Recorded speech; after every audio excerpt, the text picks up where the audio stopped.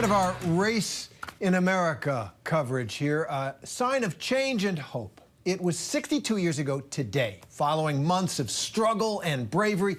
July 25th, 1960, Woolworths in Greensboro, North Carolina, a segregated diner, was officially, finally desegregated. It was a moment of triumph in the midst of massive resistance against equal rights in the South. And it happened because 4 North Carolina students sat at that white-only counter for months.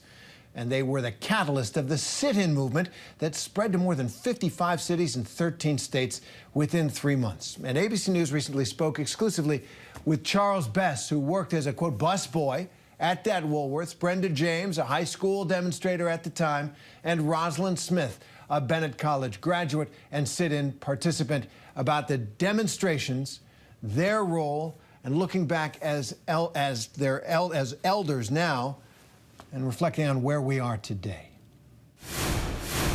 We probably had a long ways to go, but I felt like things were moving on because we were sitting,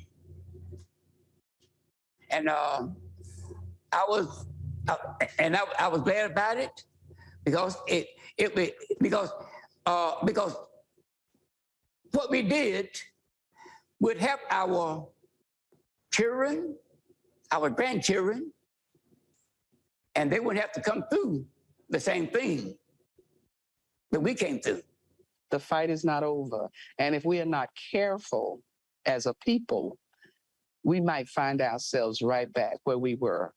And I can see through things that are going on in Washington now and around the world, around the country, not necessarily just Washington, because local governments are being severely affected by movements that are raising their ugly head again.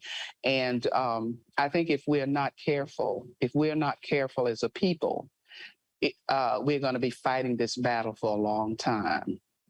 I have a great granddaughter that's a year old. She'll be a year old on Saturday. And I don't want her to have to fight the same battle that I was fighting in 1960. We've got to organize. We've got to stand up. We've got to push, push, push.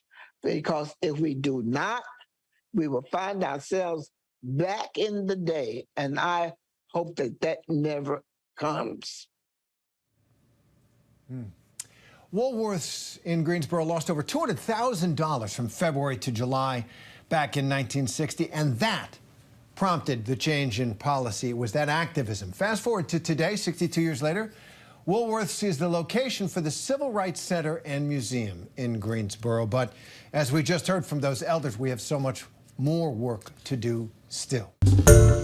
Hi everyone, George Stephanopoulos here. Thanks for checking out the ABC News YouTube channel. If you'd like to get more videos, show highlights, and watch live event coverage, click on the right over here to subscribe to our channel, and don't forget to download the ABC News app for breaking news alerts. Thanks for watching.